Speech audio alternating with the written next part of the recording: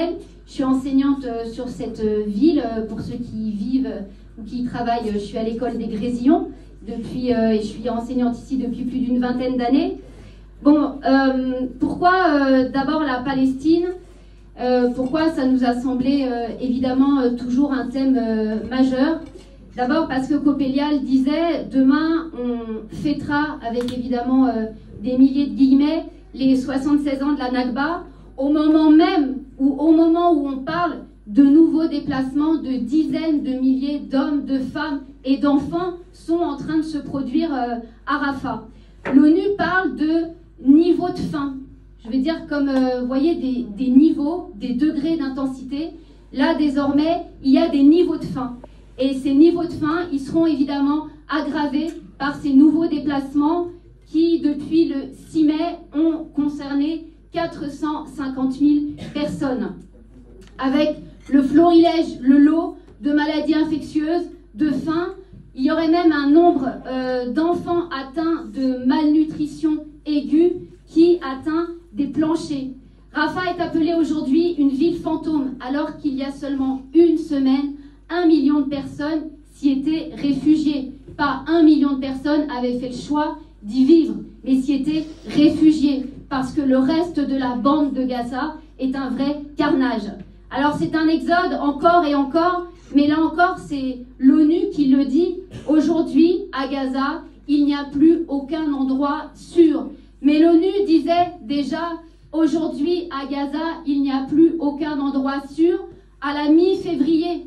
Donc on imagine ce que ça peut être 3 mois après une intensification des bombardements et d'opérations militaires. On en est même dans une situation où on arrive à un plancher des morts presque. On ne bouge plus là entre 35 000 et 40 000. Mais 35 000 et 40 000, ça fait des semaines qu'on en est là. Mais depuis des semaines, la situation s'est aggravée encore et encore. Comme si le décompte aujourd'hui face à la situation était même plus possible ou bien était tellement loin de la réalité qu'il n'était pas rendu public par qui que ce soit, y compris ceux et celles qui prétendaient diriger la bande de Gaza. Alors oui, la Palestine, elle reste aujourd'hui au premier plan. D'abord, pour le malheur de toutes et tous, c'est parce qu'on assiste là, sous nos yeux, au premier génocide de ce 21e siècle.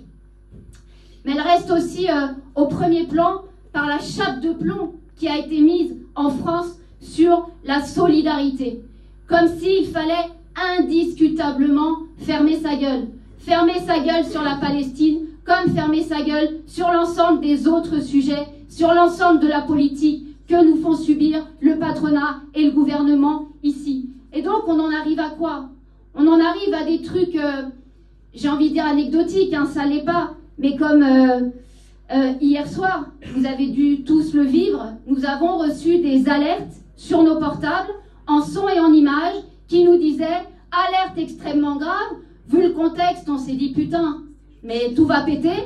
Et en fait, non, c'était juste pour les JO. Un peu pour nous dire « moins vous venez près des JO cet été à Paris, mieux le gouvernement et le patronat s'en porteront ». Bon, ça c'était à moitié anecdotique. Mais ce qui l'est moins, par contre, qui l'est beaucoup moins, tout de suite maintenant, c'est le haut degré d'atteinte aux libertés.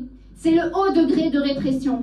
Cette répression qui touche d'abord des gens connus et ou militantes et militants. Je pense évidemment à Rima Hassan et Mathilde Panot pour apologie du terrorisme. Je pense aussi au secrétaire général de la CGT, de l'Union départementale du Nord, de la CGT, Jean-Paul Delesco. Je ne sais pas si on se rend compte, il s'est pris 1 an de prison avec sursis. 1 an de prison avec sursis pour témoigner sa solidarité avec les Palestiniennes et les Palestiniens qui sont en train de crever sous les bombardements. Un syndicaliste. Voilà où on en est quand on voit le paquet de gangsters qu'on a dans ce gouvernement.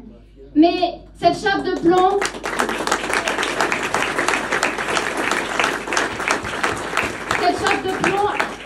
cette répression de ceux et celles que l'on connaît plus, elle cache aussi cette peur latente, cette appréhension générale qui touche toutes celles et tous ceux qui ont voulu témoigner dans la rue de leurs espoirs, de leur solidarité, de leur colère aussi, et que la politique raciste et de stigmatisation des musulmans d'apparence dont parlait l'ancien président Sarkozy, beaucoup de jeunes ici ne l'ont pas connu, et c'est pas pire, cette politique qui a vite assimilé ces gens à des terroristes en puissance.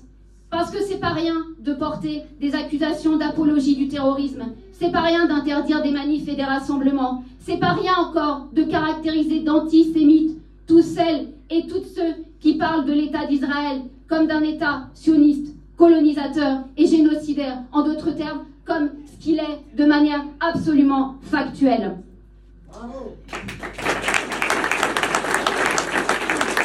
Alors pendant que les bombardements commençaient leur destruction de la bande de Gaza en France, il aura quand même fallu attendre le 19 octobre pour qu'Euro-Palestine, le NPA, l'Interorga Palestine fassent lever l'interdiction des rassemblements, le rassemblement qui se tenait le jour même à République, après avoir annoncé, et on peut imaginer quand même que ça a un tout petit peu pesé dans la balance, même si des avocates et des avocats, militantes et militants sont très performants, on peut imaginer que le fait que ces organisations disent, quoi qu'il arrive, interdit ou pas de ce rassemblement, on y sera, a largement pesé dans la décision préfectorale. Mais il aura quand même fallu attendre le 15 novembre, c'est-à-dire près d'un mois après, pour avoir une première manif avec des dizaines de milliers de personnes. Avec le NPA, dès le début, on a tenté de construire, avec d'autres, un cadre unitaire qui disait des choses très simples. Solidarité, stop au bombardement, arrêt des déplacements forcés de population palestinienne, déjà, dès le début, droit à l'autodétermination du peuple palestinien et son droit à défendre ses terres. Alors, la lutte du peuple palestinien, elle doit être portée aujourd'hui par l'ensemble de notre classe sociale et la jeunesse. Elle ne concerne pas en priorité une partie de la population qui, par ses liens affectifs, familiaux, d'origine géographique peut-être aussi, de tradition religieuse ou supposée même, se sentirait ou devrait se sentir plus porté à la solidarité, à la lutte pour le soutien aux Palestiniennes et aux Palestiniens, particulièrement à celles et ceux de la bande de Gaza. La solidarité avec la Palestine, elle doit être la préoccupation constante de notre camp social, pas par principe, même si ce principe, il devrait être un peu la base, mais parce que ce qui se passe à Gaza, ce qui se passe en Palestine, les conséquences répressives du témoignage de la solidarité nous concernent toutes et tous. Là-bas, évidemment, dans leur chair, mais ici aussi, parce qu'on a le devoir, nous, non pas de se dire, mais comment je pourrais faire? J'ai regardé aujourd'hui, où en était l'actualité de Rafah, c'est à 4 ou 5 heures de vol. Hein. Mais est-ce que franchement, c'est ça qu'on a dans la tête? Nous, ici, notre première tâche, c'est d'affaiblir notre gouvernement dans le soutien inconditionnel qu'il a choisi d'apporter à Netanyahou et à la politique sioniste d'Israël. Alors comment faire, évidemment? D'abord, une première chose. Il n'y a pas de colonisation en demi-teinte. Il n'y a pas une bonne ou une mauvaise colonisation. Il n'y a pas une justification historique à l'appui à la colonisation. Un peuple meurt aujourd'hui parce qu'il est privé de ses terres et de son droit à y vivre.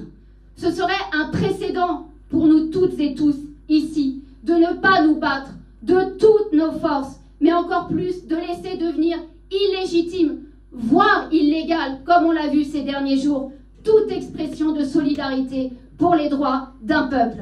Nous devons imposer cette solidarité internationale, cette solidarité ouvrière, partout. Et on ne peut pas, on ne doit pas tolérer que cette solidarité internationale soit assimilée à du terrorisme. Oh.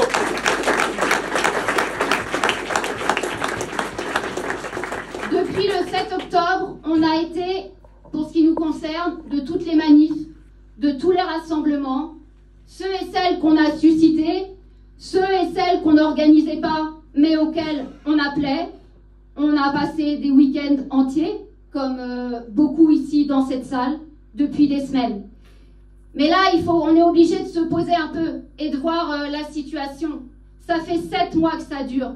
Et si on veut mettre un coup d'arrêt à la colonisation, si on veut mettre fin au bombardement, il faut qu'on arrive à franchir, et au génocide, il faut qu'on arrive à franchir un seuil, à construire un mouvement de solidarité qui oblige notre gouvernement à reculer et donc à affaiblir cet élan de soutien politique, mais aussi et plus que tout matériel de la France, des États-Unis, de tous leurs alliés envers Netanyahou aujourd'hui, mais tous les autres colonisateurs demain. Il est temps et il est surtout peut-être possible, Coppelia le disait, il est temps mais il est surtout peut-être possible d'arriver à conjuguer la massification des manifestations et la combativité de la jeunesse qui a occupé Sciences Po, qui a occupé Sorbonne, qui a occupé Tolbiac, qui a été portée par ce mouvement international d'occupation. Cette occasion, évidemment, nous pouvons l'avoir. On peut en tout cas en avoir le début du commencement samedi, samedi 18 mai. Mais pour ça, il faut aussi voir un peu quand même les difficultés de mobilisation. Pour ça, il ne faut pas que chaque orga, que chaque assos pense que son rendez-vous, son lieu, son heure est plus déterminante que l'urgence du nombre et l'urgence de l'unité dans la rue. Alors oui, Palestine vivra, oui, Palestine vaincra, mais par la solidarité internationale des travailleuses, des travailleurs et de la jeunesse du monde entier, qui savent bien en fait que les dizaines de résolutions de l'ONU, elles servent qu'à caler les meubles, mais certainement pas à imposer un autre rapport de force.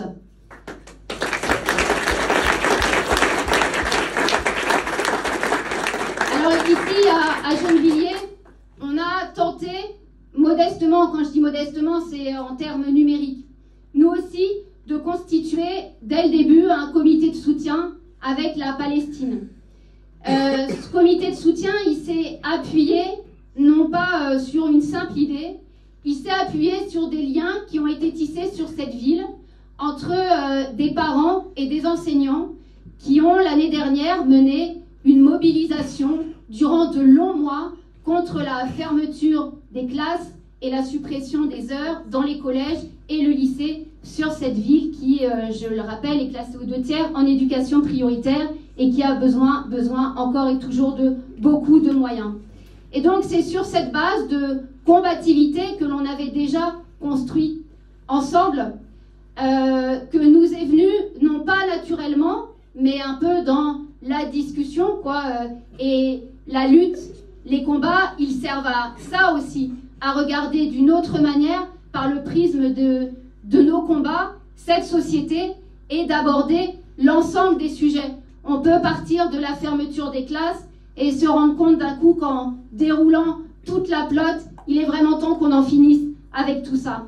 Ce comité, il a fait se rassembler des militantes, des militants, des parents d'élèves, des enseignants, mes collègues, qui ont peut-être eu ou ont toujours des engagements peut-être différents, des histoires différentes, des histoires militantes différentes, mais qui se sont retrouvés ensemble parce qu'il y avait une importance à donner un caractère et un cadre politique, à donner un caractère et un cadre militant à cette mobilisation de solidarité. C'est ce qui a fait que nous sommes apparus ensemble à chaque mobilisation, à chaque manifestation, y compris au rassemblement de solidarité au TGI pour Mathilde Panot et Rima Hassan il n'y a pas très longtemps.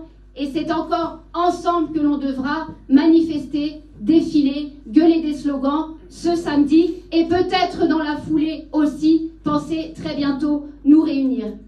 Alors, vous l'aurez compris, dans ce monde que les capitalistes réduisent en miettes, nous trouvons aussi illusoire de penser que la paix en Palestine peut être durable tant qu'un peuple est occupé, que de penser que Total veuille réduire son empreinte carbone. Parce que pour la fin des guerres, pour l'émancipation de toutes et tous, il n'y aura pas d'autre voie résolument que la révolution.